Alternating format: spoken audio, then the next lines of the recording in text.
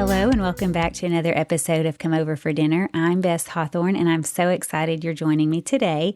Today I have a very special guest all the way up in northern Alberta, Canada. Her name is Alyssa Donovan. Her husband is an elder in their church, which does affect how they do hospitality. She's going to tell us some about that. They have 6 children ranging from 1.5 years old all the way up to 15.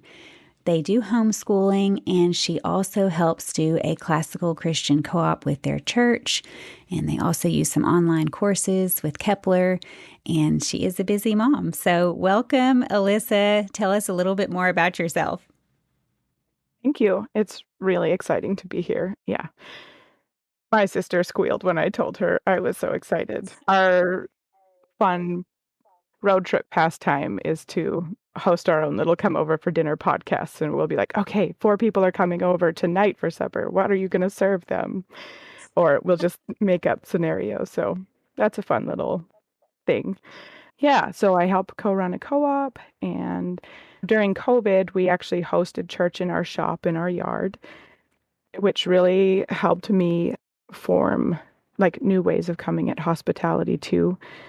And yeah, I love listening. I've learned so much from the Come Over for Dinner podcast too. So just really happy to be here. That's wonderful. Menu planning in the car with your sister is not a bad idea. Coming up with some fun things to plan for company. Your friend Christina recommended you and says that you are a phenomenal cook, especially your sourdough bread. You are known for your sourdough bread. So we might jump into some of your tips and favorite recipes along those lines as well. All right, well, let's get started. Tell us one of your favorite things you serve when people are coming over. Okay, so this was actually really hard to narrow down because I was like, well, what do I want to share about? Probably my top go-to, especially for the winter. I love making the half-baked harvest. It's called the Persian herb stew. It's really simple. You can make it in the Instant Pot or you can simmer it on the stovetop. I'm sure you could do it in the oven. It has beef in it, and you bulk it up with some white beans, and then you serve it with fresh herbs, anything like mint or cilantro or like green onions, fresh dill, a mixture of all 4, whatever I have on hand. Sometimes I don't have any of those. And you top it with feta, and you can serve it over rice. It's very warm and filling and delicious. Sounds perfect for cold weather. It is. I like to serve it with a green salad and sourdough bread. Just do like a simple green salad on the side with a vinaigrette. If you don't have the fresh herbs, do you often substitute dried herbs, or do you just leave it out? How do you do that if you don't have the fresh ones available? I always have the dried herbs that she calls for in the stew, and then it's more like you just have, you like sprinkle the fresh herbs on top when you serve it. So you don't need them. It's still delicious. It is really like just kind of that crowning little touch. If you can't have the fresh herbs, it really adds to the dish, but you can totally skip it. Right. It has the flavor already. I think she calls for lemon zest in it. Then that goes in the stew, maybe close to the end when you're cooking it. And it is just that little hit of acid at the end that really brings out the flavors. Yes, that makes it really bright. I'd recommended recently a lentil soup that just sounds so boring. I guess I should come up with a better name. But my daughter has perfected the recipe, and it's delicious for wintertime. But at the end, there's a squeeze of lime. You could do lemon or lime. We've kind of settled on lime. But there's something about it that just gives it that last little something that it needed. And fresh is the only way to go. I have bottles of lemon juice in the house because sometimes you just need that hit of acid in something. But yeah, fresh is the best. That's true. Yeah. Yeah, bottled would work.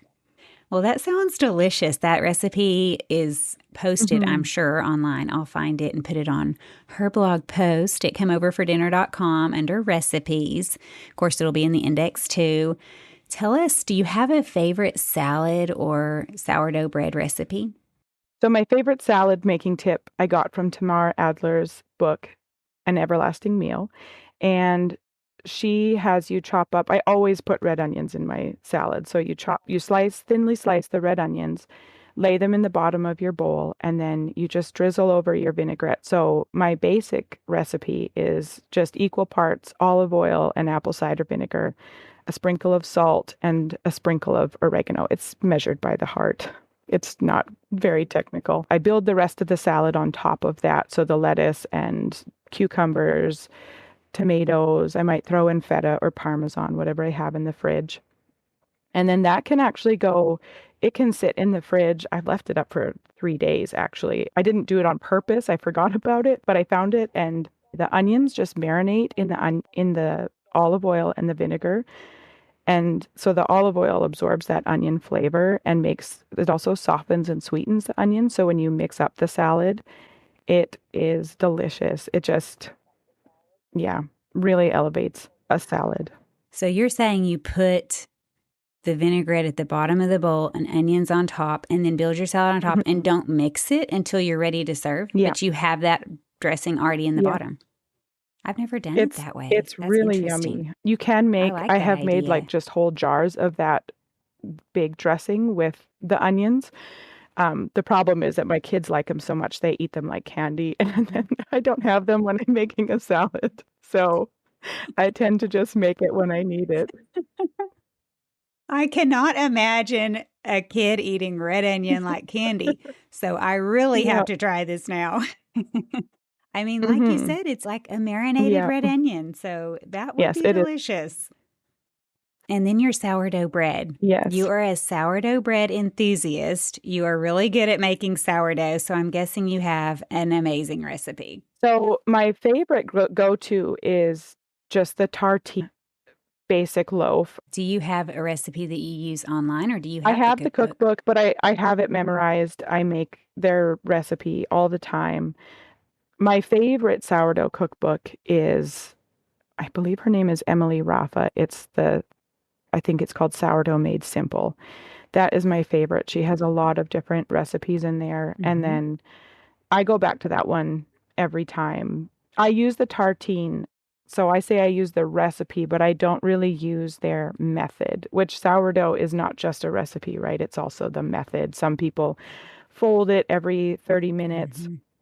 or like there's lots of different things, but Emily Rafa's method is very simple. You just kind of mix it up, you give it one good turn about half an hour later, and then you let time do the work for you. So I like that that is more of a set it and forget it. And then it can be shaped and tucked Mm-hmm. in the fridge and baked whenever.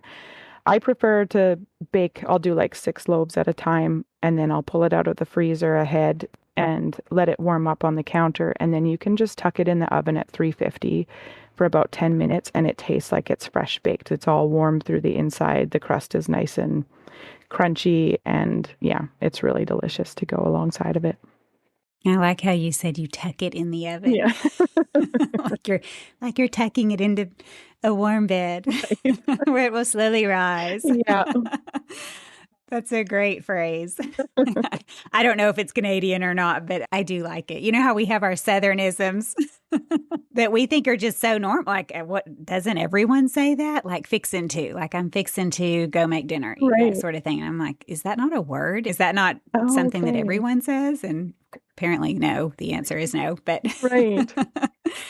it's fun to hear Yeah. different cultural, what is it, colloquialisms. I can't even say that word. Right. So Yeah. anyway, so you tuck your bread in the Yeah. oven, you cook it, and then you slice it and serve it with butter. It's a Lots good of good butter. butter. Oh, sounds delicious. Yes. Okay, let me ask you a question about sourdough starter.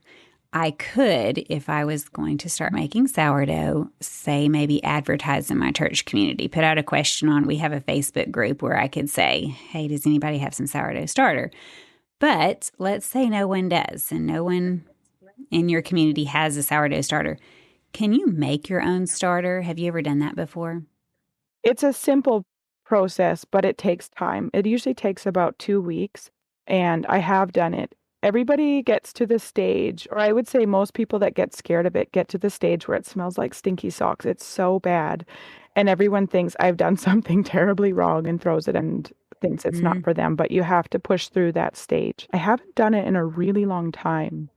I do have a very old, very neglected Instagram page called Home Boulangerie, which boulangerie is the French word for bakery, Okay. where I have a reel that's posted where you can make your own sourdough starter. And I would run over and I did it in my shop because my kitchen has so much like sourdough yeast in the air. The first time I tried it, so I could show people how to do it, it was like 3 days and I had a sourdough starter. I was like, well, that's not really fair. So how can I make this more fair? So I'd run over and grab it from our shop where it was up in our mezzanine and then bring it over and film the next step. But it takes about 2 weeks. And I think you have to, at first, you just mix your flour and water in a jar, let it sit for 24 hours. It's equal parts flour and water. And then after the first two 24-hour feeds, I think you bump it up to 12 hours at a time. And once you get past the stinky sock stage, you will start to notice little bubbles, but you want it, as you refeed it, you want it to get to the point where it's doubling in size. And so lots of people will just put like an elastic band when you mix it in your jar. They'll put an elastic band around the jar to show where the level is so that you can see how much your sourdough has tracked it to see when it's doubled. Okay. Yeah, and then you can just go from there. If you can't find sourdough starter in your community, I know lots of people usually Yeah. are willing to give it away for free or trade it for a Starbucks coffee or something, So, Sure. yeah. And the books you mentioned, the Tartine or the Emily Raffa book, probably have instructions on how to do it Yeah, too. for sure. They do. I can't imagine the Tartine book not having, I haven't opened that one in a while, but the Emily Raffa one, she definitely has it in her Sourdough Made Simple cookbook as well. Oh, that sounds like a good Mm-hmm. project.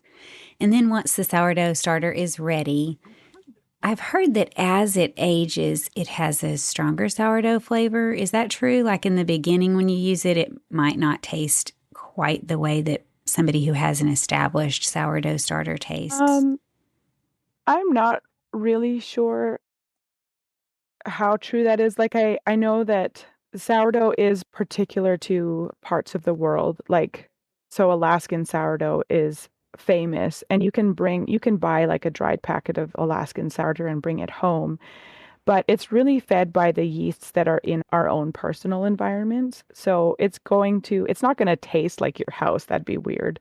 But there are just different yeasts in different environments, right? So I think that it's it tastes good right away. I would say that when I first started making sourdough, I would feed my sourdough starter and it's hard to explain. It got really vinegary. It had a really strong flavor, but you can actually manage that where you keep it more mellow. And then it depends more on how long you ferment it. If you're doing like a long cold ferment in the fridge versus a quick ferment, it's going to taste more sour the longer that your dough has fermented. Anyway, personally, I don't find that the flavor is really different if you have a really old starter, but I love the idea of like passing my sourdough starter down to my grandkids. And I have made a lot of sourdough and I have killed a lot of sourdough starters too. There have been times when I was pregnant with my last baby, I just forgot how to bake it all together. I remember standing in my kitchen and being so frustrated with myself because I was like, I have done this. I could do this with my eyes closed and my hands tied behind my back, and now I can't get a loaf of bread out to save my life. Well, now that they're older, they Yeah, can help yeah. you. And I have killed my starters, and now I can just text my sister-in-law or my mom and or any of my sisters or sister-in-laws and just be like, "Hey, can I get some sourdough starter from you? I Mhm. killed mine." We are often sharing ours back and forth. So, Right. yeah. Oh, Yeah. that's fun. I've never heard of an Alaskan sourdough Oh, starter okay. packet. That is so interesting. What makes them famous for their sourdough? I think there's just something in the air up there that, but I feel like you'd have to be in Alaska to taste it. And I've never got to go to Alaska. My sister lived there for a while, and my dad brought me, it was really kind and sweet. He brought me an Alaskan sourdough cookbook, and it came with a little Alaska sourdough packet. And so I got to feed that and revive it. But I don't know if we got the Alaskan flavor. It's just something that people talk about. Something is special about the air. Yeah. That makes Yeah. sense.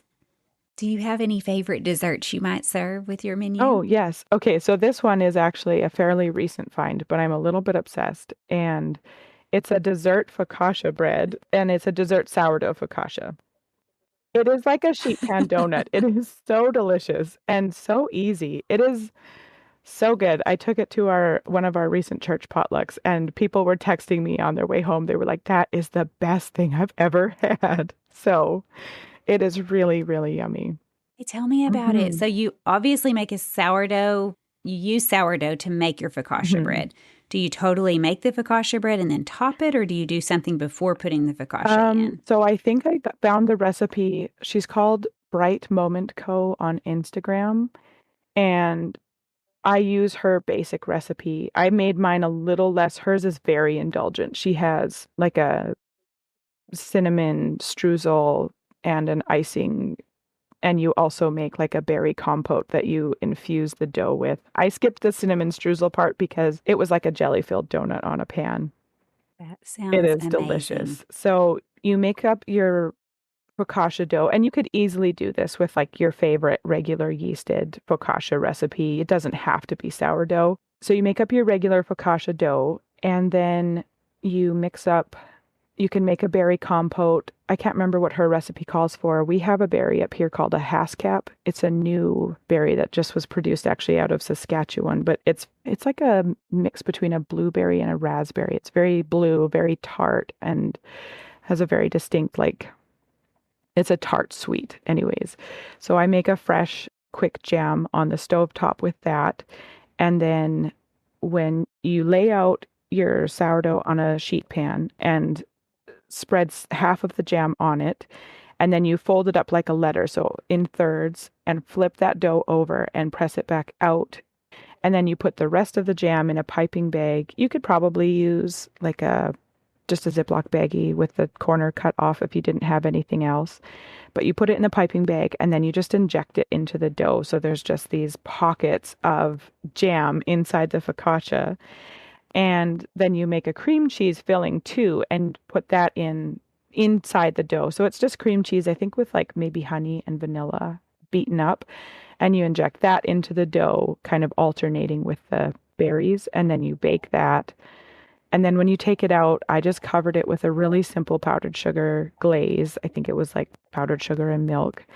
And so the focaccia cools a bit, and then you top it with that glaze and cut it up. And it is so, so yummy. It is delicious. Okay, if the kids knew this was dessert, they would eat anything. You know how kids have to finish their dinner so they Yeah, can have dessert. Whatever you put in front of them, they're going exactly. to eat it. Yeah, This is the time to pull out the right. Brussels Yeah, sprouts and squash. exactly. No. Just kidding. This sounds incredible. I've got to try Yeah, this it is so immediately. yummy. It would be perfect for dessert or breakfast. Like I actually made it for my nephew's birthday. He was like, "I would like dessert focaccia." Didn't use those exact words, but yeah, it was delicious. It's that yummy that you can make it for dessert. And actually, if you're gluten free, so I one of my daughters is gluten free. She's celiac, but we used not a dessert, excuse me, a focaccia recipe from, oh, her name is, I use her website all the time. I'm going to look it up on my phone.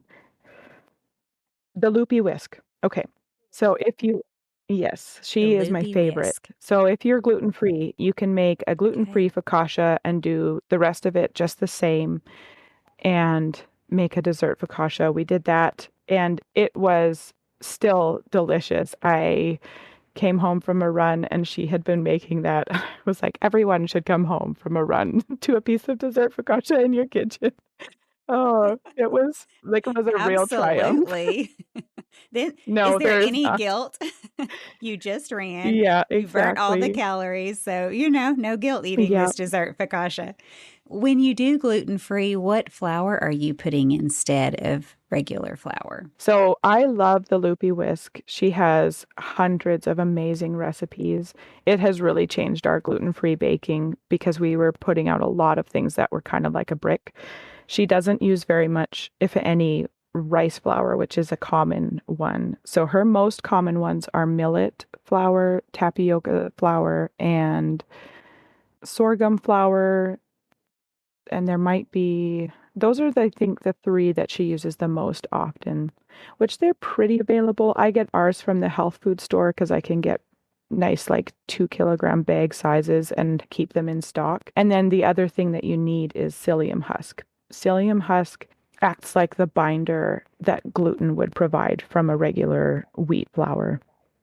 So that has been the other thing that has really changed and made all of our baked stuff. So we can make cinnamon rolls that are soft and fluffy and rise and are beautiful. Yeah, so the psyllium husk is the other key ingredient. And it's available, like here we can find it in regular grocery stores too. I don't get it just from the health food store, but yeah, that's the one. That's the other kind of key ingredient if you're looking to do a really good gluten-free.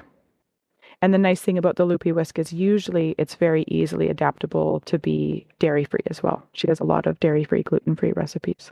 That is such a good tip because not doing gluten-free regularly, if I do make something, I would definitely not want it to turn out like a hockey Right. puck. And I have not heard of some of these tips that you're Okay. saying.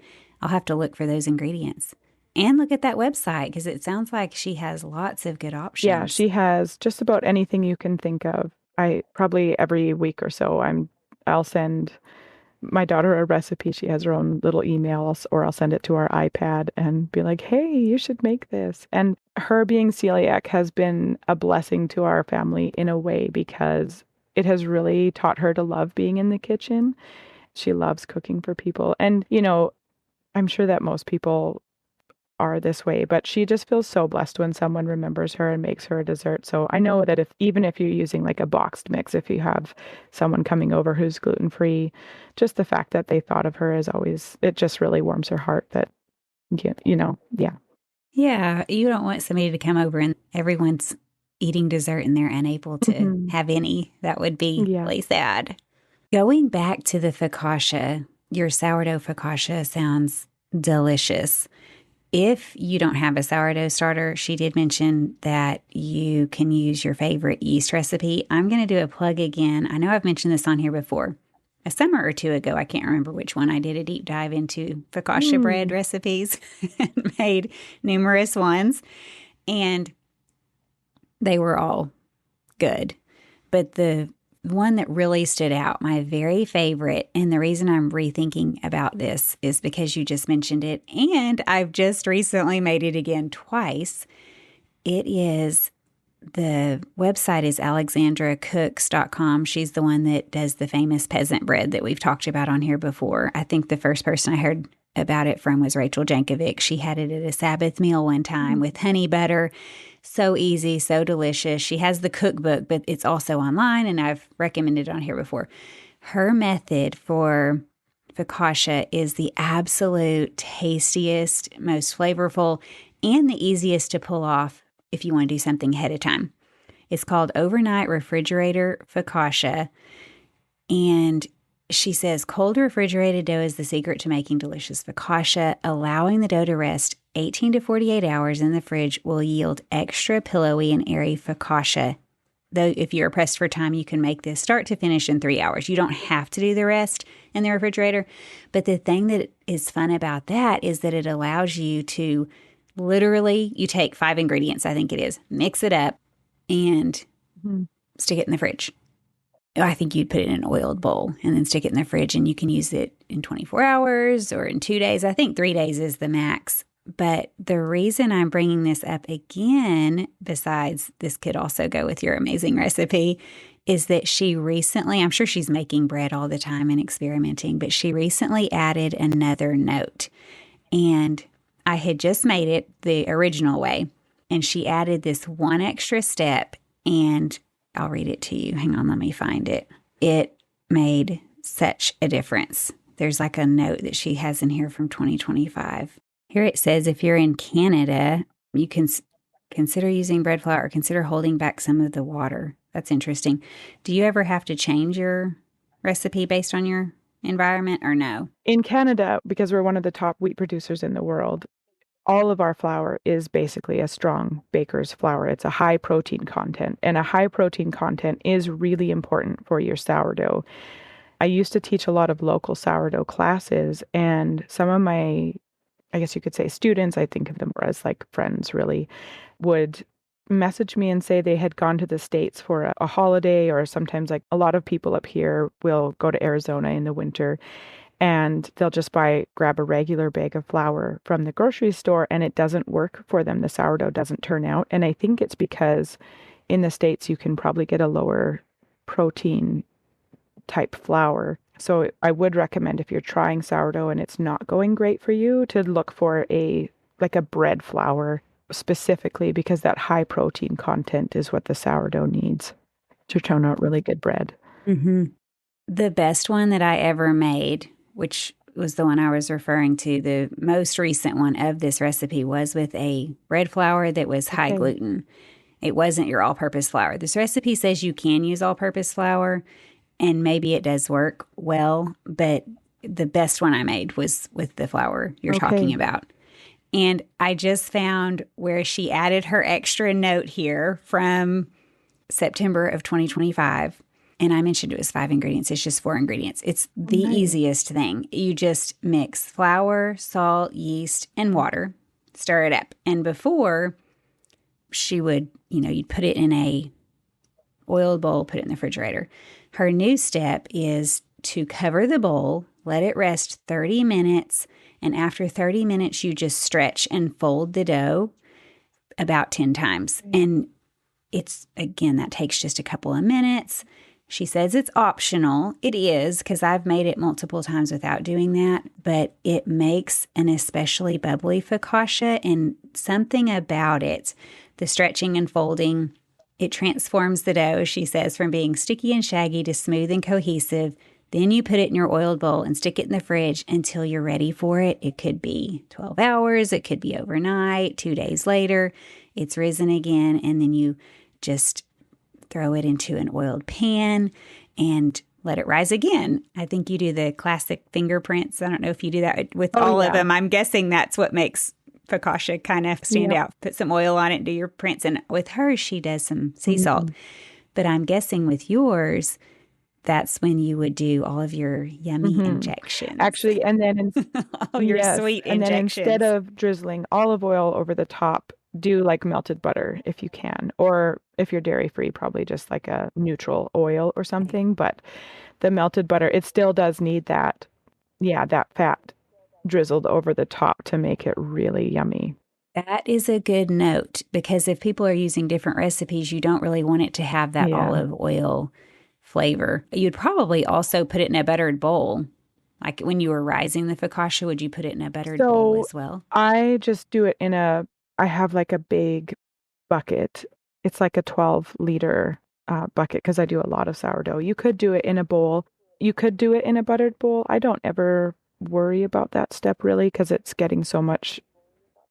get so much butter. I guess if you really didn't want it to stick to the sides of your bowl, you could put it in there like that. But I find that, yeah, it Mhm. comes out pretty easily when you're ready for it.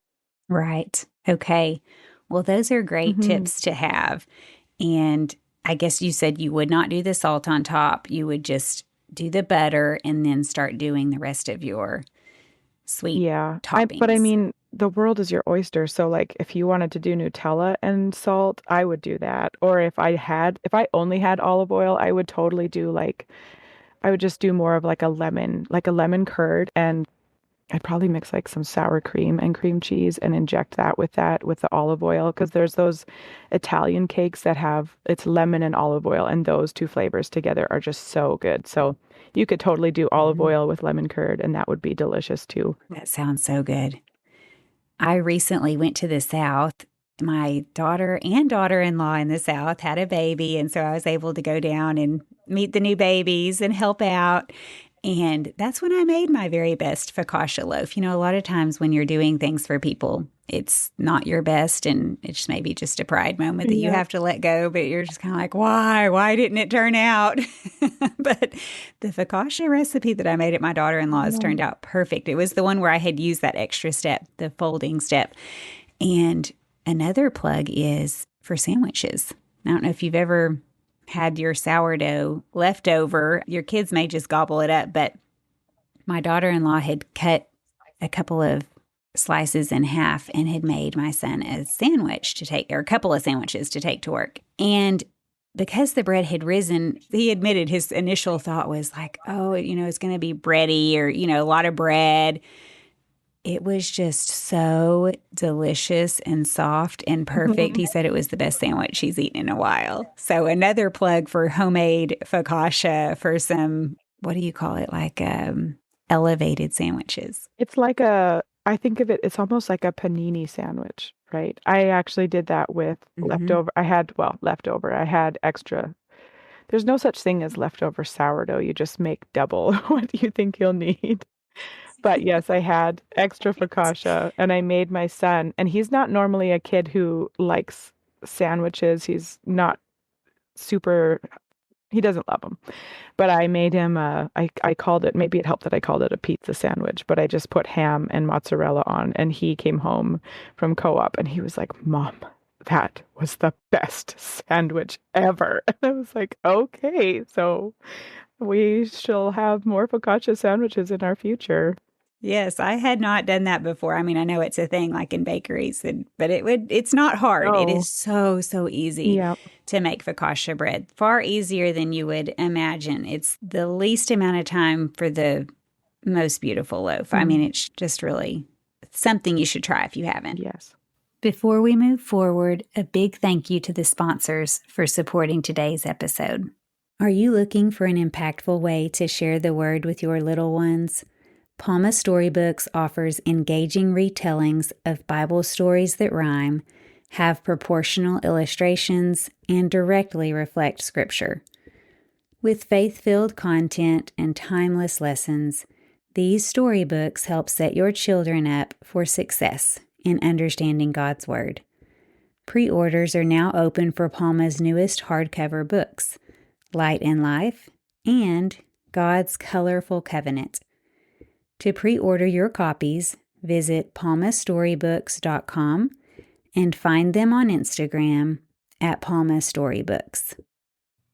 Are you searching for hands-on activities to help your kids explore the practical side of science? Look no further than your kitchen. Inquisicook blends food science and culinary arts into an engaging program that puts delicious food on the family table.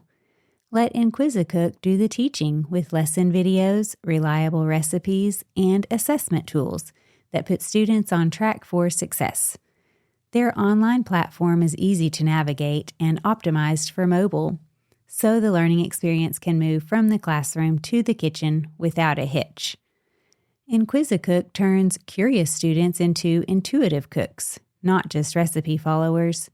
Say goodbye to the tyranny of the ingredients list and say hello to utilizing what's in season, what's on sale, or what's in the fridge.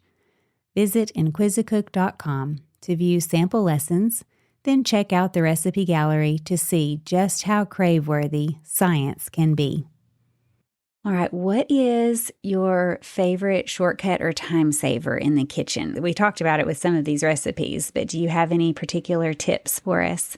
Yes. So actually, my favorite one right now is, we call it our pizza bucket, and it's sourdough. But just when I'm baking bread during the week, I will mix up a times four recipe of my focaccia recipe, or it's not mine, excuse me. It's from the Sourdough Made Simple cookbook.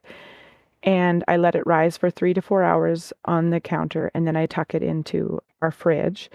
And then when we want dessert focaccia or we want pizza, I just grab that pizza bucket out of the fridge and it can stay in there up to a week. I'll take it out and press it into the pans, and it needs to warm up for maybe an hour, and then I can bake it so it makes amazing pizza.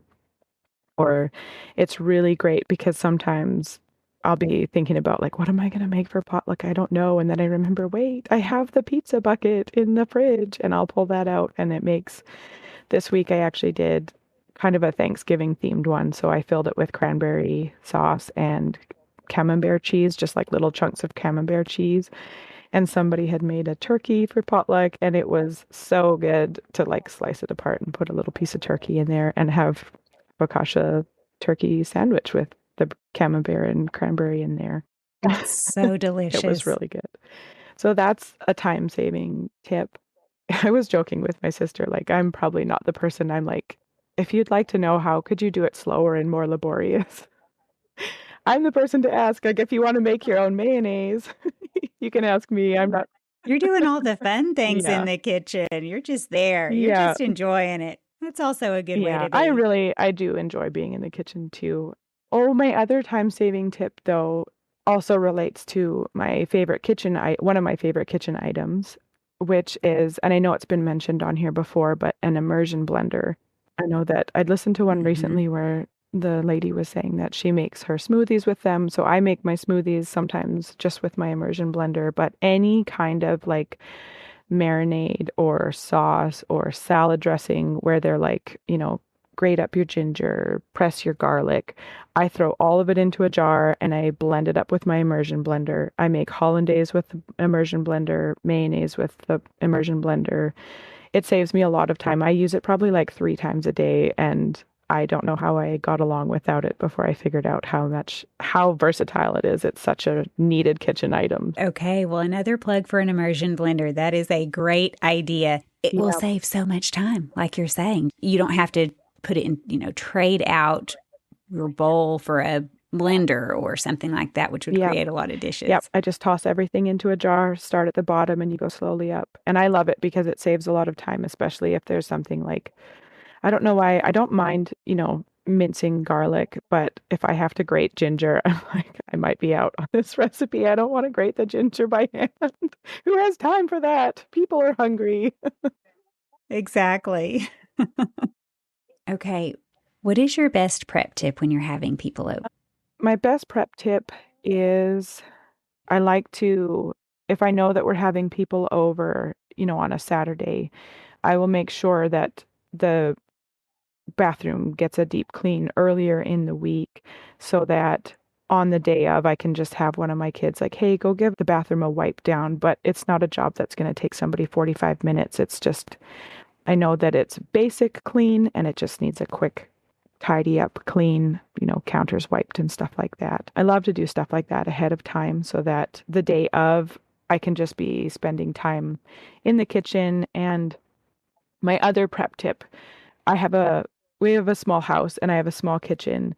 And so I try to make sure that the dishwasher has been run and is emptied and all the dishes are washed if possible so that when we're done supper, all the dirty dishes can go straight into the dishwasher. Otherwise, things tend to pile up really quickly in my kitchen and it can look like a disaster. There were lots of years where we didn't have a dishwasher. So even if I just make sure all the dishes are washed and put away, that way cleanup afterwards is really quick. And then I like when my kitchen is ready for dirty dishes so that my guests don't feel like they have to help me clean up. I love it. Sometimes the best conversations are had when you're washing dishes with someone, but sometimes it's really lovely to just walk away from the mess and go curl up in the living room and have a nice chat. Yes. And it does make it so much easier. As Yeah. soon as they leave, you can quickly start a load and just get it Yep. tidy and it's manageable. How do you get your kids involved? How do you communicate to them what's needed? Do you have a list or do you say each thing or do you have note cards? Yeah. So we have a couple different ones. I actually got the one that my kids love the most, the bingo card from Misty Winkler. So I just make a chart, 5 by 5 squares, and I'll write out everything that needs to be done. And there's everything from complicated tasks down to really simple things like, so our washer and dryer are in our hallway. They're in like a little alcove, but they're in our hallway. So I'll ask, it'll be like, go wipe off the dryer so that there's not a bunch of dust sitting on it. So then once the bingo, like once you have one row, there's a little treat of like, sometimes it's just you get a lollipop or a piece of gum, right? And then once we have 3 of the bingo things crossed off, there will be another thing like we'll take a break and pick a favorite YouTuber. We'll sit down and have a 15-minute break and watch a YouTube video. And then the last one, usually the reward is like, now we're having people over and it's so fun. We all have that excitement, like we're all looking forward to the fact that we're getting excited for hosting. So we do that one a lot. My kids really love it. And my boys are just like, okay, they'll strategize and be like, hey, if you do this one and I do that one and she does that one, then we can get that first treat right away. So they like to, yeah, the blackout is usually people are here, or we'll use it if we're going for a long trip to get everybody packing. So the blackout might be something different if we're not having people over. We use it in a lot of different situations, but yeah, it works really well for the kids. And then they're not having to ask me like, I'll encourage them, if you don't know what to do, come and ask me what you can do. Sometimes I don't always get to the bingo card, but it's a lot better because then if I'm cleaning the bathroom, nobody is bugging me about what can I do next, Mom? And I don't have to be like, okay, we'll do this. And they're like, well, she already did that. So it's really helpful. That is a really great idea. Yeah. And it's wonderful that the kids are working together Mhm. to make sure the jobs are done and they're on a team. How do you access this? Was this in one of her books or on a website? I think, I think I heard about the concept on her podcast. And I just draw out my own bingo card. It's just hand drawn on a blank sheet of paper. I like to use like a Sharpie or something so that it's really, you can read it from a far ways away too. You don't have to, nobody is looking at the pencil markings like, what does that say? But yeah, I just draw out the 5 by 5 and we go from there. I'll use paper. Sometimes we have little whiteboards that stick to the fridge, but that gets a little complicated because somebody's shoulder brushes up and knocks out half a row. And then I'm like, I don't remember what was in those boxes. That's why I wrote it down. So you did a brain dump and now it's not there anymore. Yeah, exactly. What is your best advice for making people feel welcome when they come into your home?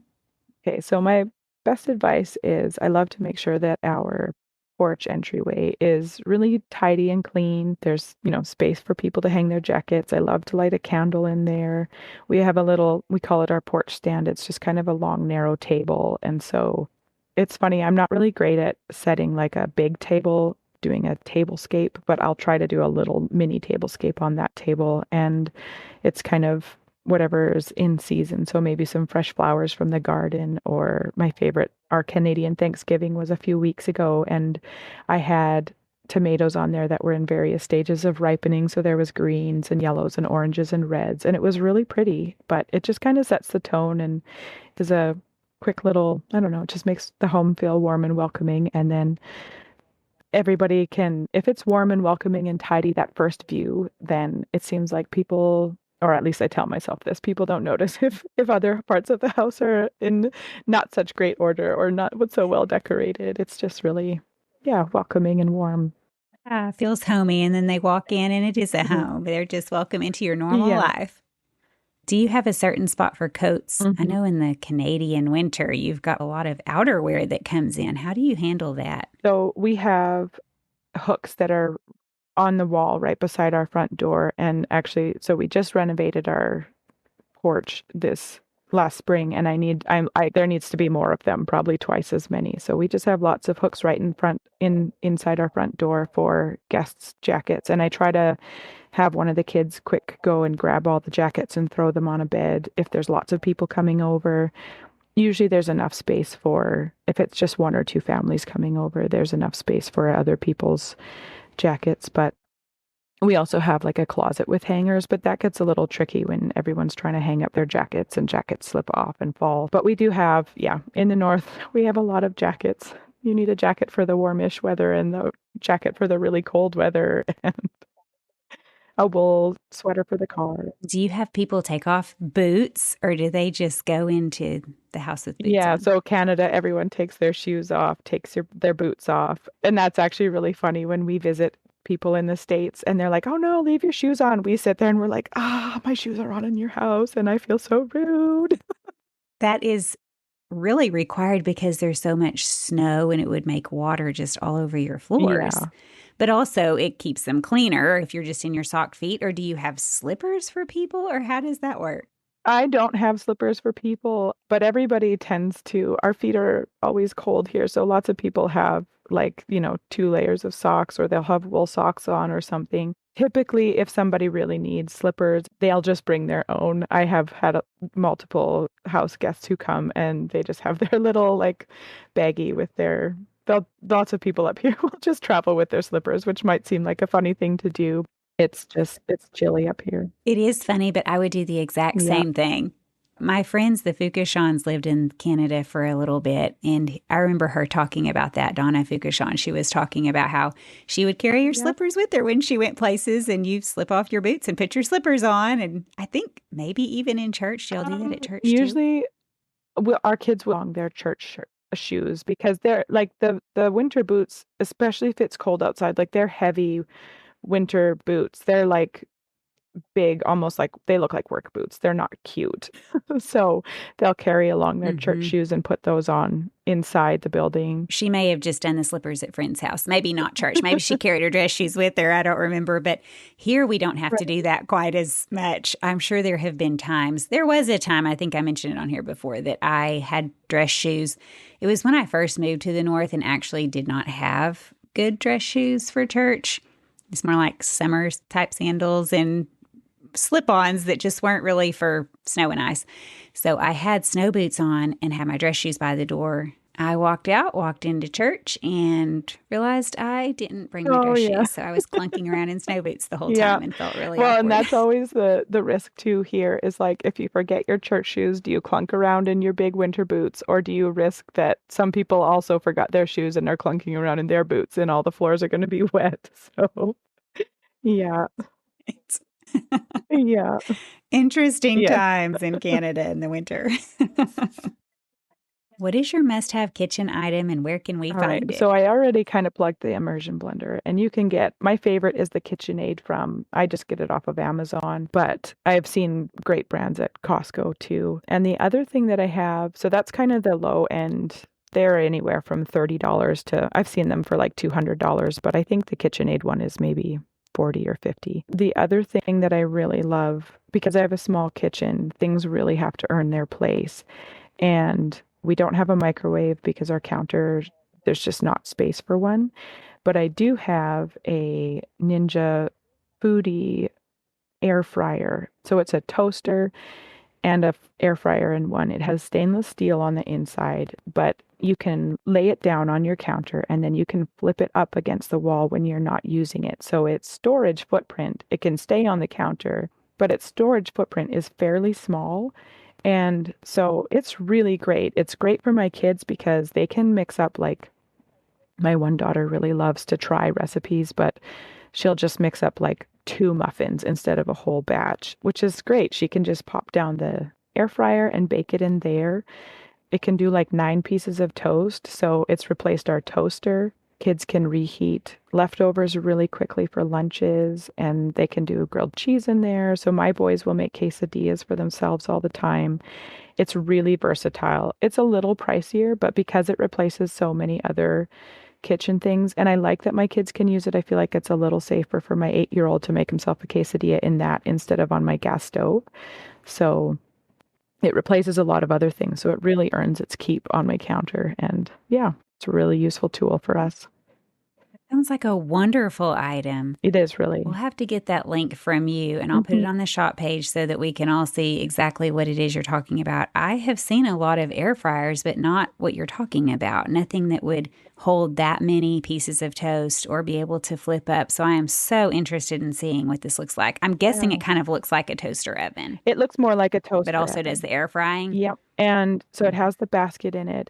And I'm amazed at how much food I can cook in it. Actually, it was great for the summer because if I wanted to do something, but I didn't want to turn the oven on, it heats up really quickly. And so it just didn't heat the house the way the oven heats up the house in the summer when it's already so hot. And I'll cook, like I've cooked the entire meal for us, or during Thanksgiving when you're like, oh, I need to cook this appetizer, but the oven is full of other things, you can pop a hefty amount of appetizers into the one I have and have them ready to go. So it is a real power horse. Yeah, I can cook a whole supper for us in there. It's really great. I love it. Well, and it has so many different settings. The air fryers that I've seen, they have air fry, they have Mhm. bake, they have reheat. And they do so much. I recently ran into a friend at the grocery store. We were both heading for sour cream at the exact same time. And somehow we got off onto talking about air fryers. And she was saying the same thing that you were saying. She just uses it all the time. I mean, you get it and you think, will I use this? Or maybe before you make the purchase, will I use this? But every friend that I've talked to that has one, it's like they use it for everything all the time, from cooking bacon to cooking like they would an oven or something else. So just reheating things, it takes leftovers to the next level. I know you said you don't have a microwave, but if you say reheat a piece of pizza in the microwave versus heating it in an air fryer, it's a totally different Oh, yeah. experience. It tastes like fresh out of the oven if you reheat it in the air fryer. Speaking of my trip to the South, it's really funny. There's really good donuts in the South. They're not grocery store donuts. Okay. They are the good donut shop donuts. And I'm sure there are some nearby. There's not a donut shop in our town except for the grocery store donuts that I know of. I think there's a little food truck that might show up at the farmer's market, but it's still different. It's just not quite a Southern donut. One of my son's friends calls me a donut diva because it's like you don't want to waste the calories unless it's really Mhm. good. Anyway, I hauled back a Southern donut and some donut holes for my son, for Max, my 18-year-old who still lives with us, thinking it's going to just be squished and terrible. Well, it made it. And we do have an air fryer, recent acquisition. And he put it in the air fryer on reheat. He might have done air fry. And he said it tasted Oh, amazing, yeah. like just like hot out of the oven. Perfect environment to reheat a donut. But if you'd put it in the microwave, I think it would have Mhm. been gross. I will say that we have had an air fryer for just a few months now, and we are starting to kind of figure out all the things. And I'm Mhm. sold. I would definitely recommend it as needing a place on Yeah. one's counter. Yeah. Because it's a tiny little convection oven. It moves the heat really quickly and does make reheating leftovers just, yeah, everything is better in there. So we use it a lot. Hmm. Actually, my favorite thing to do in there is Brussels sprouts too, because I love doing like roasted Brussels sprouts, but something about the air fryer, like that quick hot heat makes the outside so crispy and delicious. It's really good. And that's the Yes. only way to eat Brussels Yeah. sprouts, honestly. It's the only way I can eat Yeah. Brussels sprouts. Talk about kids Yes. being picky. I am not a Brussels sprouts fan unless the way I've done it is roasting them Mm. in a hot oven, olive oil, salt, and pepper. But the way you're saying is pretty much the same thing, except like the instant heat would be even better. The air fry heat, I would think, would be even Yeah, better. I'll it's have to so try yummy. that. I love Brussels sprouts with like I'll do olive oil and salt and chili powder. And then you can make like a quick I call it it's like a lime cream. So it's sour cream with salt and lime zest and lime juice in it, and you drizzle that over the top, and it is so delicious. It's amazing. And my kids are like, "We have Brussels sprouts for dinner." They're so excited. So it's really yummy. Okay, bonus recipe. We need this Yes. bonus recipe.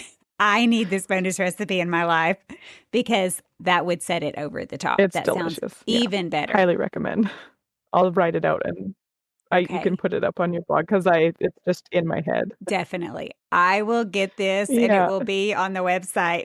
Do you have a story from all of your years of having a family and having people into your home? Yes, I have a couple actually.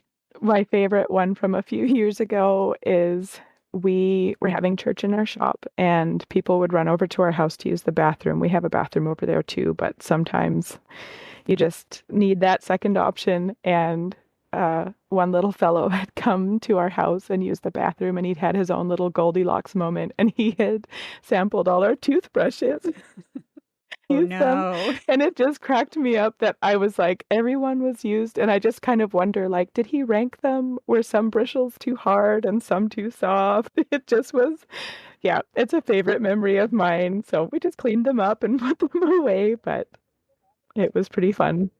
How did you discover this little incident? They were all laying Okay. out on the Like somebody's counter. gotten them out.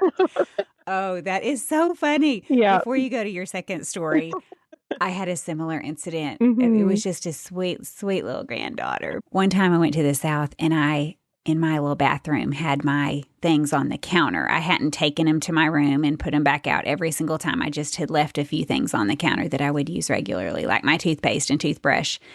And my sweet little granddaughter in the morning would come and stand and watch me, sometimes wash my face or put on some makeup. And I'd give her a little brush and she'd do her whatever. So we'd work together. One Yeah. time I came in and she was trying out my toothbrush.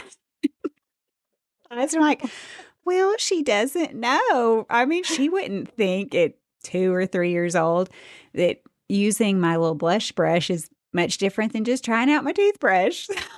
After that, I Yeah. decided maybe I should use my toothbrush and then pack it back up and take it to my room.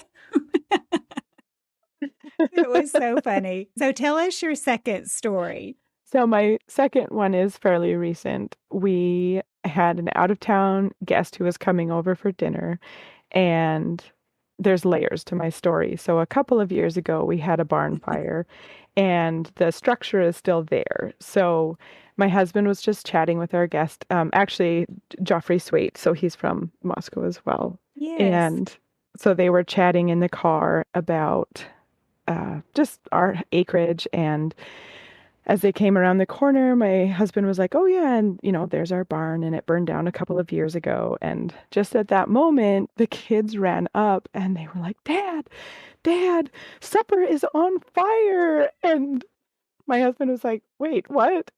And sure enough, I had been inside and we had something on the smoker, and my husband had left and said, like, that probably only needs a few more minutes and then you should take it off. And I had walked down the hallway and glanced outside and thought, yeah, I should go and grab that off.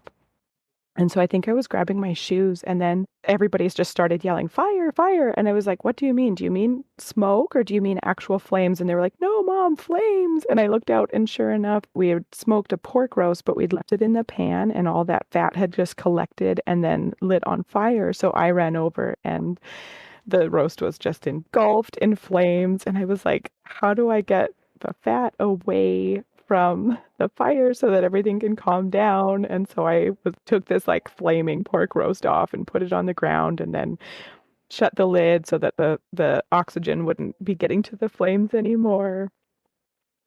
And so I was carrying it into the house as Joffrey and Brad are walking around the corner. I was like, "Welcome to my home with this charred black pork roast." Would you like some charred burnt Yeah, roast? so we actually my husband ran to Costco and picked up some rotisserie chickens because we had another family coming to join us as well. And we cracked open the roasts and like pulled some meat out. It was pretty burned, but some people were like, "No, it's still good." I think they were being polite, but it was just funny that my husband was like telling Joffrey about our barn fire, and then the kids run over and they're like, "More fire."